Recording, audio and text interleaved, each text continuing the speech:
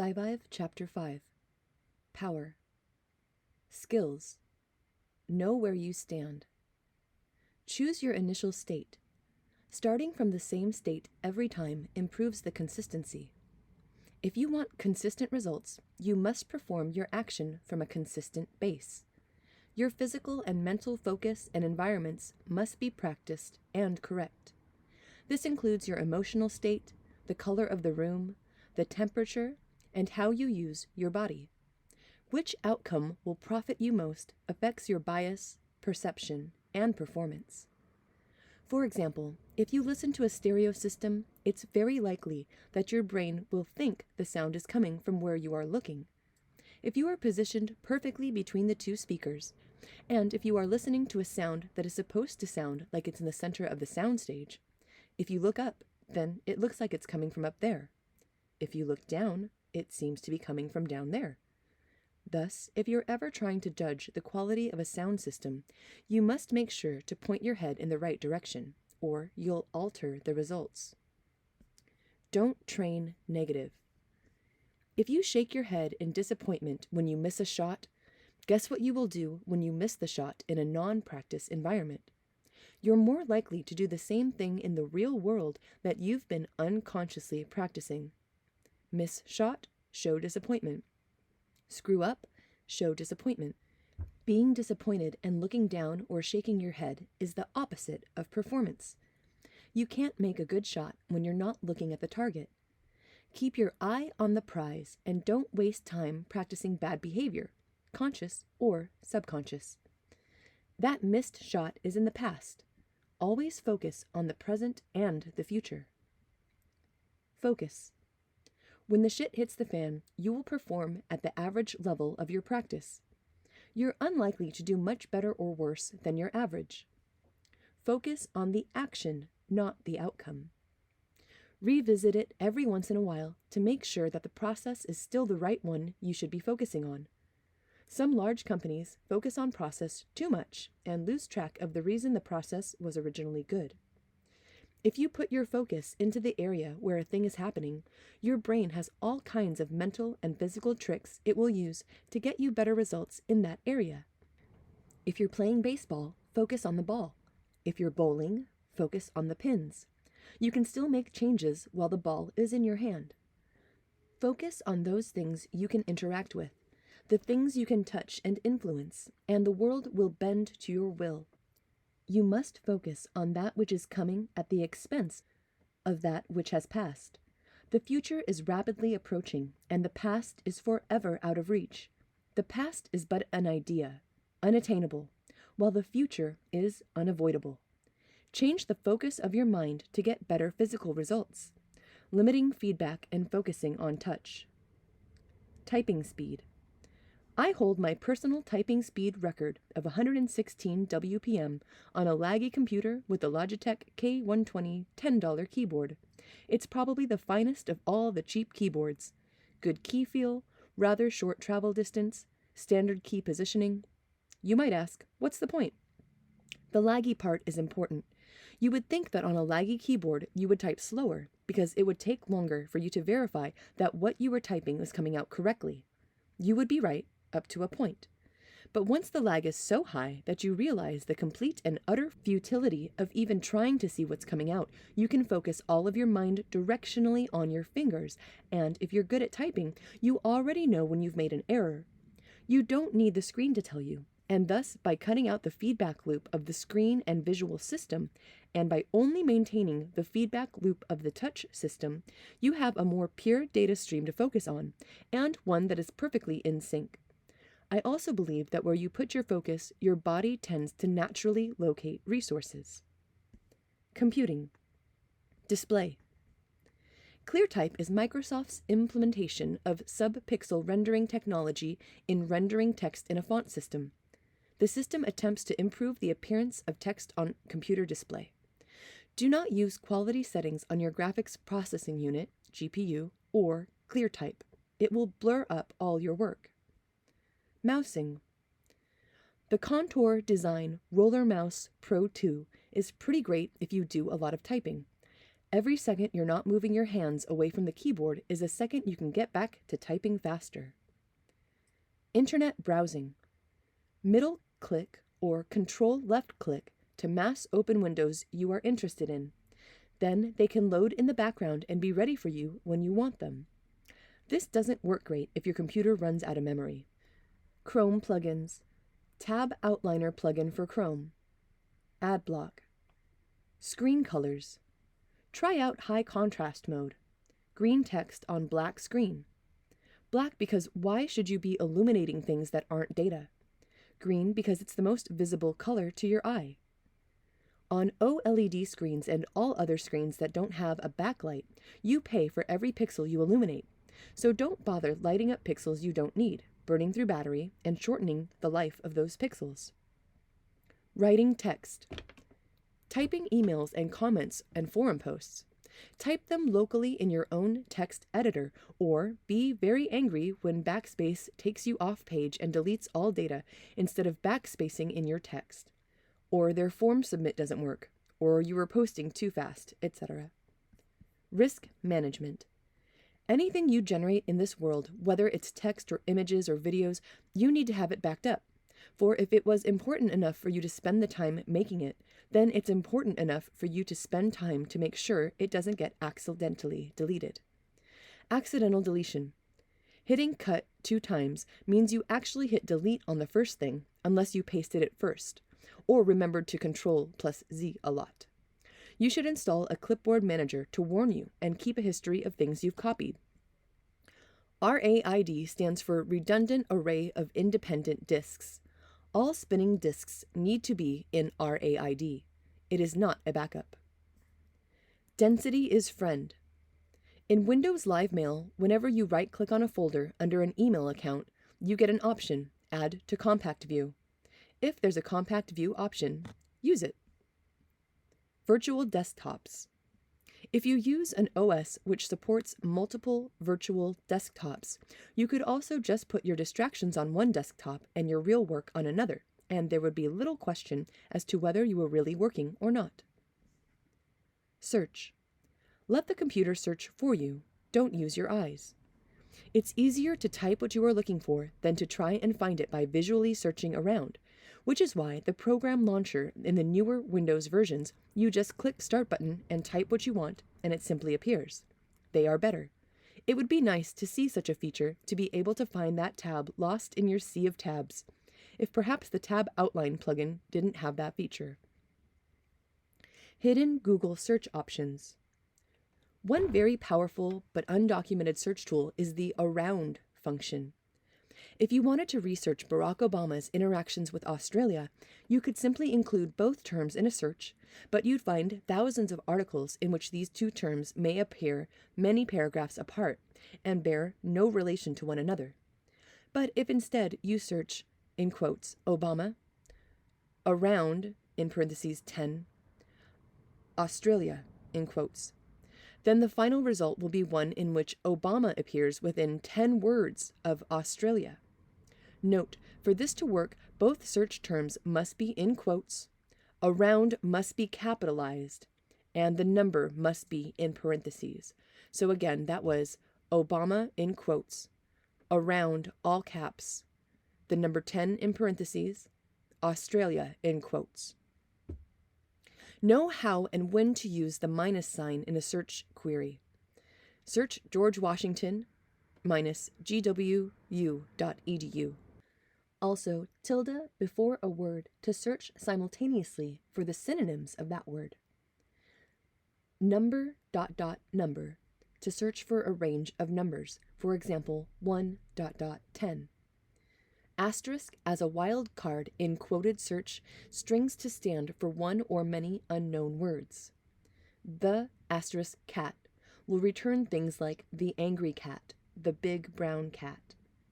Plus sign will ensure that a word is included in every search result.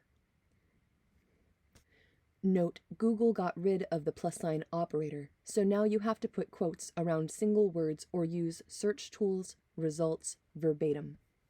Quotes surrounding a phrase will ensure that exact phrase turns up. File type : whatever will make sure URLs have that extension at the end. INURL : some words here, will make sure whatever follows shows up in the URL. Good for refining your search by domain name. Site : sitename.com will return only results from that site. So if you search for, in quotes, Lincoln Park, -square, -oak, you have narrowed the search in a very useful way. Workstation: quiet versus loud keyboards. Loud keyboards could make you want to work more. If you work with others, they might want to kill you. The quiet that comes from the people around you, having well-silenced keyboard, leaves a nice acoustic background for you to place the sounds you enjoy hearing the most. If you love the clack of keys and you're not working with too many people at the same time, you could very well enjoy the sound of the board itself. Music is pretty great, so one may prefer a low noise floor. The higher the noise floor, the louder one must have to go to get the signal-to-noise ratio one enjoys, and at some point you can hurt your ears or piss off your neighbors. Isolate all things that vibrate from other things. Do not build your computer into your desk. It will vibrate, get hot, and not perform very well. Oh, and also act like a giant speaker cone for the vibration. Isolation is good for equipment. Exclusivity. Power is when you can take the elevator into a department store's special floor, flash your black card, and get free premium quality cappuccino that people without the black card can't even buy because they don't accept money there. They don't accept money. All they accept is power. Power is currency. Power is exclusivity. You're likely to meet other people there who are already powerful. Power is proximity, and proximity is power. Your proximity to other powerful people amplifies your power. Money is not power. Knowledge is not power. Power is power. In physics, power equals mass times time times speed. Power is unused time, potentiality. When you have more things under your control for a long time, going faster and faster, power increases. Power has carry-on effects. If you're not included, you are not enjoying those effects. Power multiplies force. You've got to have force to multiply. In the words of the song by The Locks, money, power, and respect, on D Block Records, first you get the money, then you get the motherfucking power. After you get the fucking power, motherfuckers will respect you. Who gets to decide? The guy that pays you decides what you do with your time. If you're a boss, your boss is the customer. If you're not a boss, your boss is the boss. If you're a criminal, your boss is the police. Having the right status is a force multiplier that allows you to control others. Force multipliers are what power is. Money is not power, knowledge is not power, power is power. Having the money to buy a thing is one part, if it's something that money can buy. Knowing where to spend the money is another part. Getting them to actually deliver what was advertised is another thing. Getting it done on time, yet another still.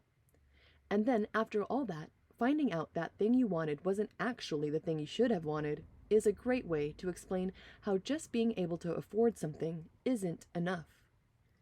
Do you even have a complete list of all the things that are for sale that you should or shouldn't want? How often does that list get updated in comparison to the updates and release cycle of improvements, innovations, and new product categories? Spending your money wisely to maximize happiness is more than a full-time job, even if you are so lucky enough to be able to afford the things you want. You're going to the same store as everybody else, but you're drinking for free. The coffee place in the Stockman department store in Helsinki. Nobody else can even drink coffee there. Only the powerful can. Others are excluded. The difference in power between respect and money. Money is what you use to get other people to do things for you, and in return, someone other than you will do something for them. Respect and charisma are what you use to get other people to do things for you in the hope that you will do something personally for them. In the end, they achieve similar goals in that they motivate the other party to do a thing. In one case, the payoff is directly from you, and in the other, it's indirect, and through the money that they will give to someone else that is very likely not you. Navigation. Streets and highways. Did you know that streets and boulevards and even numbered highways go east-west, and avenues and odd-numbered highways go north-south? Did you know that cities have an origin address, usually where the city was founded? All new streets grow out from that position with higher numbered names farther away, and they're divided into 4: northeast, southeast, southwest, northwest. So if you're near the center, you could find 2 first streets. Use north, south, east, west. Left of something means literally the opposite of what you want it to. If the person you're speaking to is on the other side of what you're looking at, your left is his or her right. It's easier to say north, south, east, or west, or reference other landmarks, such as closer to the ocean or sunset, because then it doesn't matter what direction one is facing while giving directions. Be specific when you guess how long it will take to get somewhere. The specificity will make you notice when your guesses were wrong, and they'll get better with time. Often getting ready to go somewhere takes as long as getting there, and people often guess wrong how long it will take to get ready, or account for the crap that always shows up, like, where are my keys? Oh, I need to get gas. There's traffic, and I have to help my kid with XYZ thing. Stop using the word here. No one knows where here or there is. Be specific. Where is here? Consciousness. Tune out the rest of the world to turn on yourself. If consciousness is the most important and valuable thing in the entire world, then you should be mindful of what you spend that consciousness on. If you understand sports, you get more of that in your life. If you're good at business, then you get more of that in your life.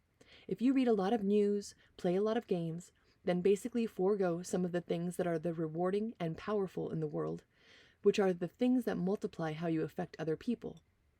To invent, to build, to influence are the things that scale. Think about the quality of what you're doing, not just the quantity. Is starting another dumb thing that the world needs? Is taking advantage of people's poor programming attention skills what the world needs? If you spend all your time absorbing music that other people created, reading books which other people created, watching movies which other people created, reading comics which other people created, watching other people have fun, listening to other people's jokes, then it's very hard to be producing. We're not full duplex. You can't really listen when you're talking. You can't really talk when you're listening. You can't really create or be an individual or do that thing that only you can do if you're busy absorbing everyone else's consciousness and not being your own consciousness. Now, do you need to start your life absorbing other people's consciousness? Yes, you do. You just need to learn a language, learn customs, thrive, eat, break bread, make love, enjoy. You need to do that. Once you've done enough of that, got the low-hanging fruit, and got the Pareto principle, 80% of the results from 20% of the input, you need to switch gears. You need to give back. You've been a child. You've eaten from your father's hand. So it's time to be a father. It's time to give back. You spoke the language. You used the language. You read the words. So now, make your own words. You think there's not a place in this world that you can have an impact. If you focus your mind, regardless of how ineffective you might think you are, or how powerless you might actually be, with enough focus, you can make an impact. People get good on what they focus on. The more you're willing to focus on a thing that other people aren't, the more you'll stand out. The more contributions you'll make, the more money you'll make. And guess what? People love to do what they're good at, and people get good at what they focus on. You can change what you become by changing what you absorb. If the world is a light, and you're a crystal Swarovski bear, whatever you look at, that light shines onto you, and now you're that color. If you focus on negative energy, now you're a negative person. If you focus on positive energy, now you're focused on your positive person. You will literally become what you focus on. If you focus on why you're not good enough, you're going to keep being not good enough. In theory, you'll tend towards that direction. Tony Robbins says if you focus on the wall, you hit the wall. If you focus on the road, you get the road. It just makes logical sense. It's tautological.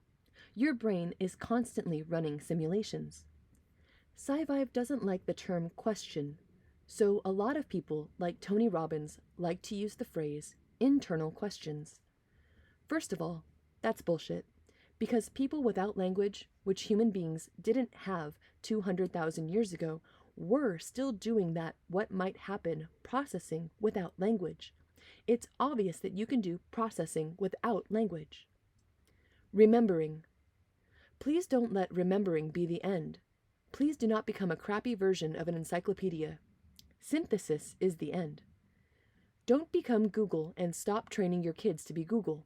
You just need to be Google long enough to get something in working memory to create something beautiful. You just need to remember something, a marker, an index. You need to know how to use Google. If you know how to use Google, you can have a bad memory for the rest of your life because the internet is not going away. Choose what you know. So many people find it useful to not know things, such as their partner cheating on them. The consciousness economy, which is kind of a new field of understanding, which SciVive hopes to elaborate on, with how the world is suffering due to bad marketing and marketing only for things that are evil and not good. A lot of people actually have terrible memories. They don't remember to brush their teeth, what day it is, what time it is, when they last ate. They don't remember birthdays. They don't know what season it is. Sometimes that's because they don't truly care about those things. You can make a compelling case that they shouldn't care about those things. Let your iPhone remember them for you. Your iPhone will wake you up when you need to send someone a happy birthday or gift or selfie or whatever that you're sending them. Your phone will wake you up. You will not wake you up. You are a crappy alarm clock. If something that falls out of your circadian rhythm needs addressed, your brain is not going to do it for you. Your phone will. Let your phone do all the remedial tasks. Let your brain do what juices it, what gives it passion, what engages it, what is at the limit of its understanding. I believe that a lot of people may seem like idiots, may actually be using all of their considerable memory powers on areas they actually care about. Give your brain the best memory gift it will ever receive and start caring about something. Filter and only accept what's essential. This reticular activating system that subconsciously decides what you hear and what you don't, what you see and what you don't, what you focus on and what you don't. Why not use it to empower you? Let's look for what is right in the world. Let's look for what is powerful. Let's dream the dream and let's starve out that disempowering feeling about everything that's wrong and everything that can't be and all the fear. Let's drown that out. Let's only look at that for the minimum amount of time we need to invert it, to see the solution, to execute that beautiful solution and never have to think about the old destitution.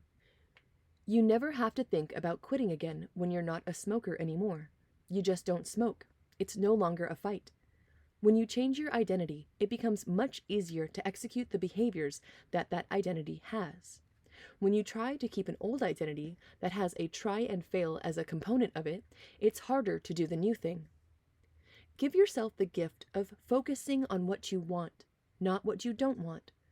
Give your brain the gift of knowing what you want so that you get more of it. When you fill your life with what you want, you'll find out that you don't have space for unwanted behavior because it just doesn't fit. It's really simple, and lots of people have solved it. You just want to think it's complicated and hard so you don't feel like a bigger failure. You don't need more regret. It's like writing a book. Is writing a book hard? No, it's just like writing an email to a friend. Well, then how come more people don't do it? Somehow it feels unrewarding at times during the process. SciVive would support people exploring what there is in the world as far as consciousness is concerned, and would advocate at least the preemptive execution of all the other tried and true awesome. Solve tomorrow's problems tomorrow. You may have already heard about scale. We live in Middle Earth, where we're like one order of magnitude bigger than the smallest things and one order smaller than the biggest things. As fun and trivial as that is to know about, SciVive is going to tell you why it's trivial. If you're good at understanding how things work in the arenas that you don't live in, you're not likely good at the critical things that may actually help you here in the world you do live in. It's just like people who want to solve problems they don't have. People who think that when they lift weights, they're going to get so big they don't fit in their clothes. I have a good idea. Why don't you worry about getting so big first? You won't. It isn't happening. Then after that happens, you can work on fixing your clothes. But don't waste your time fixing a problem that's not yours and probably won't ever be. If you're still worrying about the universe and where it's going, that's not your problem. You're not making a left turn at Mars. You don't have a spaceship. Worry about the little blue ball you live on. Allocate your mental resources. The amount of uptime of thought that people have is greatly dependent on the habits of the internal focus that go on in their mind. If people are honest and aware when queried as to what it was they were thinking about, the range of things that people actually spend their time focused on, concentrated on, and are concerned with is so very wide. Some people are thinking about sports, some people are thinking about gossip, some people are thinking about family, some about friends, and others about ideas. Depending upon the amount of time that remains engaged, if you perform thought-killing activity like gaming or remedial tasks such as data entry perhaps, then in theory you are actually less alive. You have had a portion of your consciousness and your ability to become unique and to grow destroyed. It's reasonable to see some of the outcomes that we see in this world, where one guy will win nearly 100% of the time of fighting against another guy. One guy will win nearly 100% of the time in a test of mental ability versus another guy. One guy will know nearly 100% of the time the answer to a question that another person will not. It is because the amount of available uptime and the application of that uptime to a goal. The law of attraction is actually perverse. Every moment you spend focusing merely on what you want instead of focusing on doing the things that get you it is a waste of time. Focus on the real world. If you focus on the real world and not fiction, when you care to disengage and do screwing around, you can screw around better because you'll be wealthier, fitter, and have better resource material to write and gain enjoyment out of other people's fiction. If you're wondering if the world is actually just a digital simulation on someone else's supercomputer, you're worried about someone else's problem. You don't live in that scale, so it doesn't matter. Be effective and useful. Be effective and useful when you're deciding what to do with your life. For example, playing chess. Think about it. If you were alone on an island, would you play chess with yourself? No. You would build a hut and a boat and make your life better, and that's what you should learn to do when you're learning skills, investing in companies, or when you're helping other people do things. You should do things that actually benefit their life and aren't wasteful time sinkers. It is the same reason it's often good that companies lay off people. Because if a company can get the same job done for the world with less people, then it's the same thing as you finding a smarter, better, more effective way that takes less time to get something done so that you can go do something else with your life. If a company is just an abstraction or just a combination of people, then you can treat it like a single person. If you don't need a person to do a thing, free them. Let them do something useful with their life instead of trapping them. Not only trapping them, but forcing someone else to pay the price for them pretending to work. This is a competitive world with limited resources, and the romantic partner you want has options. If you're doing self-improvement for a potential lover, you can throw that idea that you're enough out the window, because you're never what you could be. You're never barely what you should be. So what's the art? The art is to be the most that you can be, comfortably with reason. The Pareto principle says you're getting 80% of your results with 20% of the effort. Eat healthy. Most people don't. Be fit. Most people aren't. Learn some game. Learn what an attractive person looks like. Most people won't. Now you've won. Now you actually are unique, measurably. You can do things other people can't. You can lift weights they can't. You can make smiles they can't. You've got skills they don't have, and that take years to develop. Guess what? Those years you put in are the years that put you past everyone else. If you thought that you've got to start this game and outcompete other people because of your uniqueness that brought you here to the Please Fix Me for Money Club, you're dreaming a dream and someone else is blowing smoke up your ass. Don't believe that feel-good bullshit. There's real work to be done. There's real excellence to be had, and you don't start with it. You end with it. Learn only the essential skills. You can sacrifice depth of knowledge for more effectiveness on whatever level you're on. Because of the recent gun craze, many more people practice target shooting and want to do better at it. You do not need to know how to load your own ammo, load your magazines, clean your own gun, and break down your own gun, or even draw your weapon from your holster. You don't need to know any of those things in order to be a better target shooter, because the things that make you good at target shooting have literally nothing in common with any of those other things. Knowing how to use your breath, knowing how to squeeze the trigger the right way, knowing how to hold the firearm the right way, understanding how to use your body symmetrically, and all the things that go into being a good shooter have nothing in common with being a good reloader of ammo or a good tactical draw from the holster without shooting yourself in the leg kind of guy. The statement is that you need to decide whether you're going to trade depth of knowledge in a bunch of other levels for excellence in the level that you're at, or maybe excellence somewhere else. You can't have both. If you dedicate yourself in a direction so hard and immerse yourself so hard in a behavior or an outcome, you begin to see the whole world through that lens. It affects what you think is important. It affects what you spend your time on. It affects who you meet. It affects where you exist, and most of your life will be muted, deleted, and unseen. You might neglect family relationships. You might neglect showering. You might neglect knowing about the news or brushing your teeth or eating.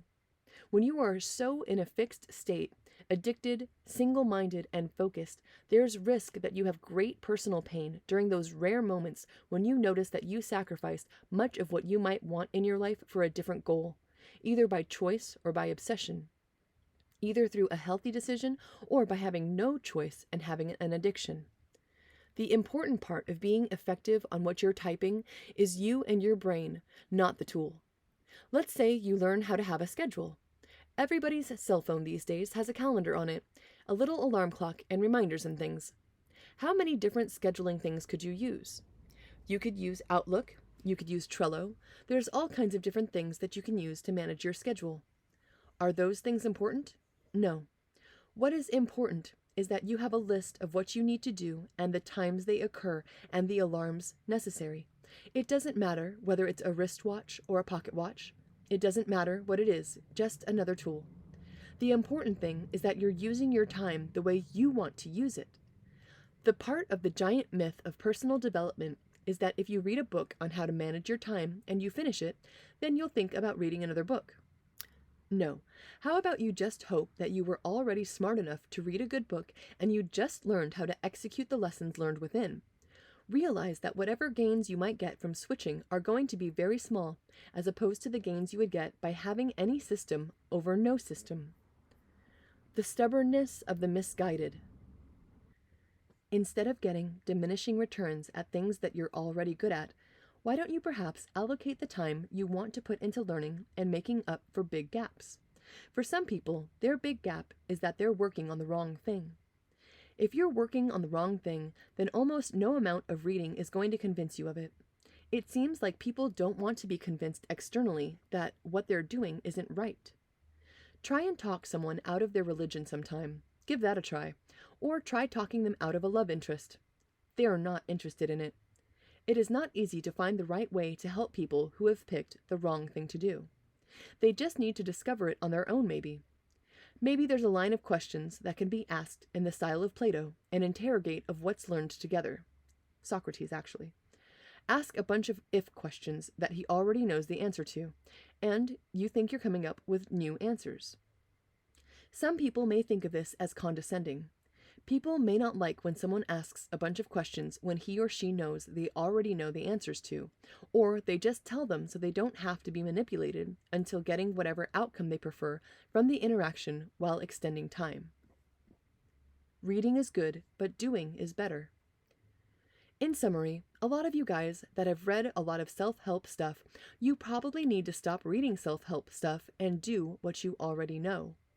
If you're doing what you already knew and actually doing it, you would be living a dream. You'd be bragging about how much ass you were kicking, bragging about how fit you are, how good your relationships are, how happy your prospects were, and how proud you were of your activity. It doesn't take but a couple of YouTube videos to get to the point where you know what you need to do. The hard part is getting you to actually do it, and that's the magic. The magic isn't knowledge. The knowledge has been out there for free forever, and it's only getting slightly better, if at all. Some of the classics are still classic. If you can't find that advice to execute, but you've got tons of willpower, lucky you, you're going to have a very easy life ahead of you. For everybody else out there who knows what they need to do and they're not yet doing it, you guys are going to have it a little bit harder. Intellectual learning and understanding isn't what you need to get where you want. What you need is a kick in the ass, either self-delivered, externally derived, or helping someone kick you in the ass based upon your request. A strategy can be used for good or evil. A lot of people don't want to become evil, and that's a good thing. Therefore, a lot of people don't want to do things that evil people do, but that's where the problem occurs. How can a person gain great power, wealth, influence, impact, intellect, and positively affect the world unless he or she does much of the same behaviors that evil, malintentioned dictators and bad people in the past have done? For you see, the effectiveness comes not from the evil, the effectiveness comes from the strategy. The strategy can be used for good or evil. Who has good marketing? Google. Are they doing good deeds for the world? Yes, most people think so. Who also has good marketing? The Nazis in Germany. Did they do good deeds for the world? Most people will tell you no. Is having good marketing therefore evil because the Nazis did it? They also made the trains run on time, cared about people not smoking, built roads. They did a lot of good things. Unfortunately, they poisoned many of these good things because they did so much evil as well. So, what is the point? If you want to make a huge impact in the world, you want to make this world a better place, or you just want to make lots of money, or you just want to be loved, you are going to need to do what works. And a lot of what works is what worked for both great people and terrible people. If the world is lucky enough to have a good person, such as you, using the same tactics and occupying the same receptor sites on the global consciousness, it's much better that those receptor sites get filled by the good that you're doing than by the evil that these jerks are trying to do. If there's a lot of people out there with podcasts trying to convince you to buy their get-rich-quick bullshit, wouldn't the world be a better place with your podcast sharing the same ideas, but not trying to scam people out of money? Merely avoiding what you don't want is insufficient. SciVive's theory on life is that a lot of people spend a lot of time doing things not because they want to do those things, but because they don't want to do something else. If your marriage is unfulfilling, you would try to spend all your time at work. If you don't want to write a book, you would spend all your time playing games, doing whatever else, getting laid, etc. One way to overcome this is to decide what you want and then go and get what you want. Now, it sounds simplistic and that everyone is already doing that, but they're not. If you think about something you want, and that's what's clear in your mind, instead of what you don't want, you're more likely to go do it. Greed could be a useful way to beat procrastination. Just decide what you want and then just do it. Do it leisurely, do it quickly, do it however you want, just get what you want. Don't do what you don't want. Don't live a life of avoidance, doing things only because they're not some other thing. Learning opportunities are abundant. When we're truly interested in learning a thing, we have Wikipedia, and it's fun to read. We have Discovery Channel, which is fun to watch. We have podcasts, they're fun to listen to. If you're actually interested in something in this world, there's a nearly limitless amount of content locations. We have libraries and free books. There's a nearly limitless amount of information for you to absorb and enjoy in regards to any topic that you find interesting across any media format you prefer. If you're truly interested in learning something, you're probably not going to wait for class to start in the morning. In Plato's classic book, Republic, he suggests there are 3 classes of people in society, and the state should educate those classes differently. They assign standard time frames to those education periods. Why on earth would you treat all your students on the same time frame? That's quite stupid. There are some people who are ready to be professors at the age of 18, and there are some people who will never, ever be ready to be professors. How tragic would it be to use some artificial timing that has nothing to do with the student and nothing to do with the update of science and nothing to do with the update of education tactics? The Pomodoro technique is a time management strategy that involves breaking work into 25-minute chunks. It works because it flips your brain's desire to hunt things that are scarce, and it makes your time available to do work scarce. Therefore, your brain tries to hoard it, whereas quite normally you have an overabundance of work, and therefore you don't get any benefit by just doing it. You lose out on all the other scarce things you're not doing because of the work. When you've got some type of mission that's all-consuming, that's all you think about, and all that you know that you should think about, and then you finally have found a way, a strategy, a method to think about that thing, then your old habits and your old vices begin to fade away to become replaced with something more valuable. If you used to be addicted to women, women matter a lot less. If you used to be addicted to games, games matter a lot less. That's a great unexpected side effect of focusing on what really matters. All the things you used to have to try and focus on not doing, you don't have to focus on not doing now, because you don't have time to focus on not doing them because you're too busy doing what you love now. Car progress analogy. People are like cars in a race. You can have a very fast car, but if pointed in the wrong direction, you are not going to cross the finish line. Your intellect is the size of your motor. What you focus your mind on is your fuel. Your goals are your steering wheel. Your suspension is your persistence. Your tires are how well your goals match what's possible. Your body is the car's body, and the more fit for purpose it is, the less hard you will have to push aerodynamically to your goal. Sometimes if you go too fast, you will be pulled over by the law, and it will take longer to get where you are going, if you ever get there at all. Perhaps you crash. Go through common problems people have where they don't get where they want to go by missing key parts of a well-running car. Analysis paralysis. Knowing the real good or bad of a thing in hindsight. The wisdom of crowds and prediction of markets. Should you have kids? How many and when? How does one make the decision between working harder to make money, then one day spend it to change the world, versus starting to change the world now and stop making money? There comes a day when you can't make up the time you've lost thinking about it instead of taking massive action. Pick your battles. There is an endless amount of challenges. You will always be presented with conflicting ideas. The question is, which shortcut to action pays better? Sometimes not delaying is better, but sometimes waiting is better. Achievement.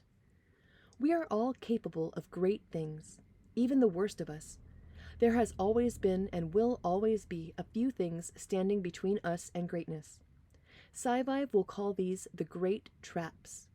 Some of these could be described as circumstance, lack of opportunity, lack of time, complacency, it's good enough, lack of creativity, lack of follow-through, too individualistic, no teamwork, not individualistic enough, or no unique ideas. We can also be held back by greatness that is too small in scale or learning things that become valueless. It's pretty inspirational to hear about people that you might think shouldn't have been successful, but who end up wildly successful. For instance, Dr. Seuss apparently was going to burn his book after it got rejected from 20 different publishers. He met his friend on one side of the street that he was walking on, which distracted him and prevented him from burning it. If he hadn't been walking on that side of the street, he said perhaps he'd be in the dry cleaning business now. You hear the same thing with Walt Disney. A number of times he tried to get funding for Disney World. You hear things about really old people getting started, like Mr. Sanders. Colonel Sanders, who started KFC. He was perhaps in his 50s, and Morgan Freeman, who got his first real good acting gig at not so young an age. Stan Lee is another example, having created his best works as an almost middle-aged man. All these things, look them up, verify them for yourself. The point is that if ever life is hard for you and makes you want to stop, there's a lot of people who have had it worse, and it's worked out just fine for them when there was no clue that it should have. The past poisoning your future. Here is the secret on the downsides to believing your own bullshit. Take a guy like the person who made Star Wars. The first Star Wars was good. It had many of the elements, themes, and storylines and arcs of other successful good stories. It was about a guy faced with a problem and a journey to solve that problem. Then think about Jaws, the movie. The next movie was about the shark, not the guy. That's a different movie and personal development. Science and music, it's the same stuff. The whole pool of the universe was the fuel that they used to create their original progress and all of the excellence that could be copied, found, and used from everyone that preceded them that allowed their original excellence. Now they feel obligated to honor themselves and uptalk themselves and not prove themselves wrong. If you come up with a new belief system and it's not identical to your old one to some degree, you must admit you had it wrong before. Just like a giant company that doesn't want to lose a bunch of sales on their worst product by coming up with a better product, which will cannibalize those sales. The greatest thinkers and the greatest companies that are having the most impact screw themselves over with their greatest enemy, previous success. A great title for that is The Greatness of the Past Poisoning the Future. You see it with musicians, you see it with thinkers, and you see it with scientists. If you haven't produced something smarter, different, better than what you originally created, you are no longer the person that you used to be. You are less powerful and less effective. If you're Tony Robbins and you take 15 or 20 years off from book writing, and the next book that you write isn't version 6 of your original book, where you got something wrong, fixed it and came up with better ways to understand the world, and is instead a book on how you should give your money to other people that will make you money in a 401k and a fund, that's terrible. That is not a proper development of what could be widely defended as the most successful success coach. You have failed. If you have stopped producing, if you have stopped creating, if you have not proven yourself wrong and proven your own ideas, you drank your own Kool-Aid, you drank your own bullshit, you rested on your laurels. SciVive doesn't want to say you shouldn't be rewarded for it, but the world would be a much better place if you were still kicking ass as you used to. For all you guys that don't want to be so hard on the greatest and most productive of us, and you want to make it okay for them to rest on their laurels and just chill and ride out their success, know that they're going to pay that with their lives. They will die more painfully and earlier than necessary, as will everyone they love and all of their offspring, because they decided to not perform and not produce. Those were the heroes. Those were the guys that had the easiest path to make a huge and great impact in this world, and they shirked their responsibility or pretended that they didn't have responsibility to themselves, to their ancestors, to their offspring, to their loved ones, to their friends, to their culture, to their fellow man, and or to their future selves, which will harshly disagree with what they did this day. Worry about things you can actually fix. Having sex and curing aging are the same things from the guy's perspective. Guys don't dream about baby showers and baby clothes on kids. We just dream about the act of procreation. For the same reason, you don't have to dream about making people immortal or never age. You just need to worry about doing the things that cause that. You don't have to worry about the outcome. You just have to worry about curing the little parts. You're not trying to create super long living human beings. You're just trying to cure cancer or heart disease and all the things that kill them. Punching hard to get the result you need. In physics, we have rolling and starting friction. It's basically a subset of Newtonian motion whereby an object at rest tends to stay at rest and an object in motion tends to stay in motion. That is why if you're already moving, it's very easy to keep moving. And if you're stopped, it's harder to start. Parkinson's law of triviality is C. Northcote Parkinson's 1957 argument that members of a deliberative body or project team give too much weight to trivial issues, thereby voiding difficult decisions. The work week. Breaking through, starting friction. Using stimulants like caffeine might pay the same dividends in uptime, downtime, volatility, increasing energy to overcome starting friction costs that having a sleep cycle effect creates for animals. The same could be true for CPUs. Obviously not with caffeine, but with the constant application of electricity as a stimulant. This type of logic can also be applied to being in the zone if you play sports or have bursts of creativity. It's also a way to recognize that very often what you need isn't more weak force, but just a burst of strong force, like getting the brakes to lock up on a car. Some people think that they just have to stop doing everything else in their life to be productive and be useful. There is a disagreement between two ideas. If you want to make something so it doesn't need willpower anymore, and so that you amplify the chances that it keeps occurring, then you need to fight through discomfort and fight through identity issues and become a person that does the thing whether it feels good or whether it doesn't, because it's just what you do. It becomes easier to do it than it is to not do it. How do you get to that place? You get to that place through whatever trickery and effort and trying hard that you could possibly think of that allows you to do it for long enough that it sticks as a habit. Maybe you use motivational posters, self-speech, a coach, or a team, or maybe you use drugs or hypnosis. It doesn't matter what trickery you're using to do what you should do, but once you've done it long enough, it becomes a habit, and it becomes harder to not do it than to continue to do it. Time management. Let's talk about time management. Studies have been done and have determined that it's good for you to get 8 hours of sleep. It changes based on your genetics, light, location, and diet. Let's call it 6 to 8 hours. 24 hours in a day with 8 hours of sleep leaves you with 16 hours. 16 hours is just 2 other 8-hour periods, at least one of which most people are used to working and culturally accepted as working, not including transition time. A 9-to-5 job is 8 hours per day, but they actually take an hour off for lunch, so it's really only a 7-hour job. The question is, if you were willing to sacrifice all transition time and every other activity except sleep, then you have 16 hours to work with. Most people are used to working 8, and they're used to taking off Saturday and Sunday. Your maximum hourly increase is from 8 to 16. We'll just exclude transactional costs, like driving and dressing and preparing. We just want this math to be a little easy.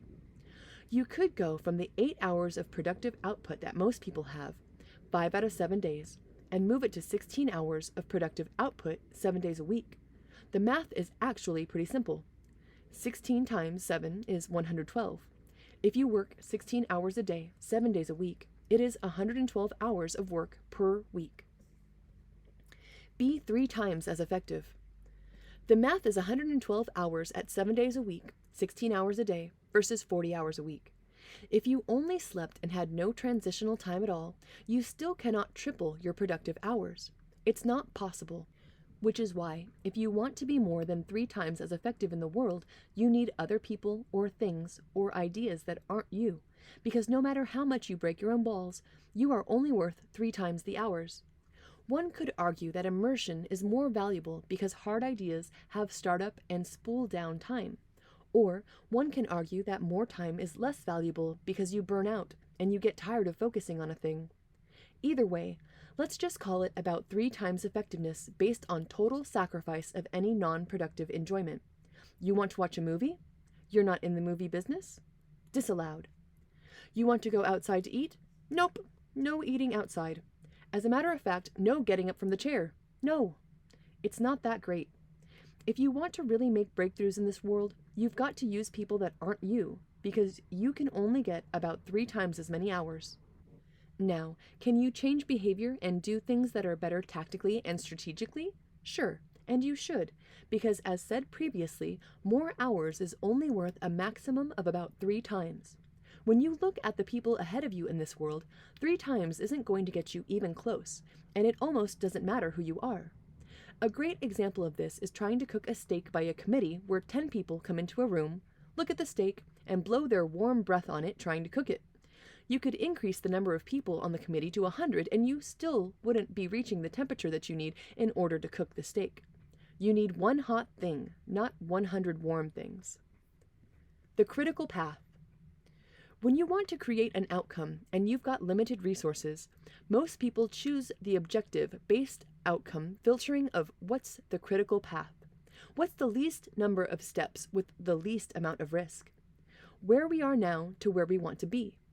Then you look at where you want to be and you say, well, what do we want? We want customers and we want our customers to like us. Do we let our customers develop the product that they will fall in love with? Yes. What's the minimum viable product to get out the door to start getting feedback with our case study, to start optimizing the product and make it amazing? We already have a good product.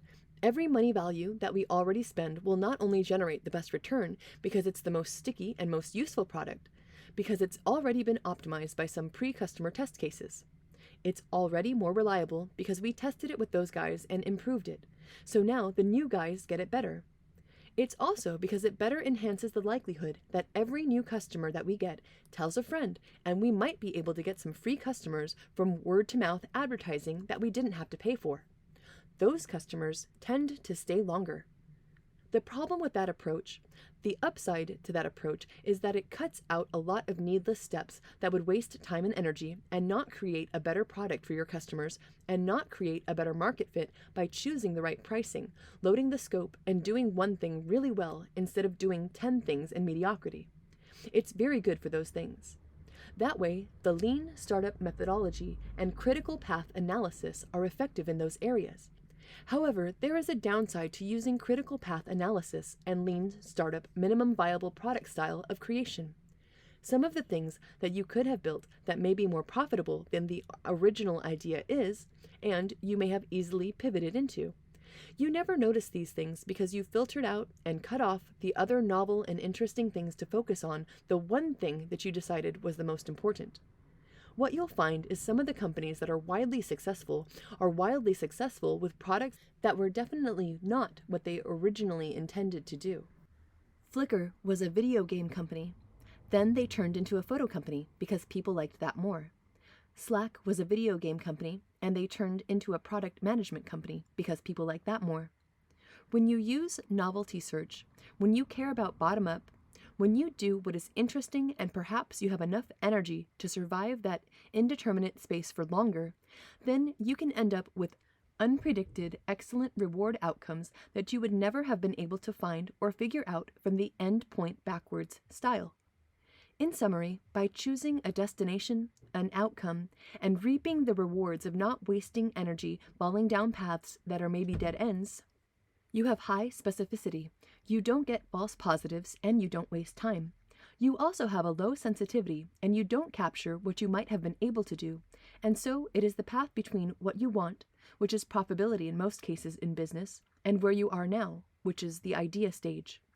The point is, you might be able to create some good things in the world regarding people making better decisions and taking responsibilities in their own lives.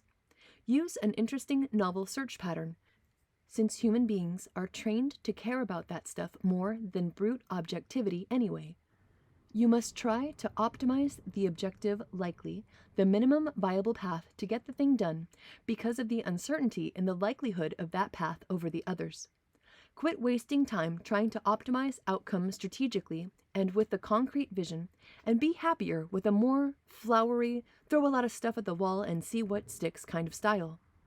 If you don't do it, you don't know it. If you didn't build it, you didn't invent it. Most of what you think you have invented, you will find has already been patented by people a long time ago, or they already tried it and it failed. For example, the human eye. We aren't the only animals with eyes. They've developed separately and unrelatedly, time and time again, at least 50 different times across many different animals, because they serve a very useful purpose. For the same reason animals developed useful eyes separately, you likely came up with a cool invention to solve a common problem, just like everyone else did. You just know about the problem and solving it more than you know about their attempts. Someone who spent more time reading patent applications might have the opposite experience. It's easy to think that what makes a man rich is what he does. In fact, what makes a man rich is what everyone else does. What the society you operate in allows you to own, what the judges and lawyers will let you keep and not tax away, what good work your employees perform, and how much your customers will buy, and how many people didn't choose to compete with you or do the same job at roughly the same quality for free. You can't get rich in a vacuum, unless you're in the space exploration business, or thermosis. If you're not doing it, you don't know it. A lack of balance is the definition of pain. How do you get people to focus on commonly forgotten ingredients of a successful recipe? What is more important in a cake? The sugar, the flour, or the cooking? You need them all or you don't get a cake. By this analogy, you can see that a successful person, such as Bill Gates, isn't wealthy solely because he started a business. He's wealthy because he started a business and the entire world bought his products. When you see that it is the world and its systematic behavior that causes things to happen, then you can understand better that a different human Bill Gates would have performed the same task perhaps at a different time. There has to be some merit in shifting the focal point externally. If you're a seductionist and you have the normal training, it is very self-centered and not system-oriented, the same way that many self-help and personal development materials are.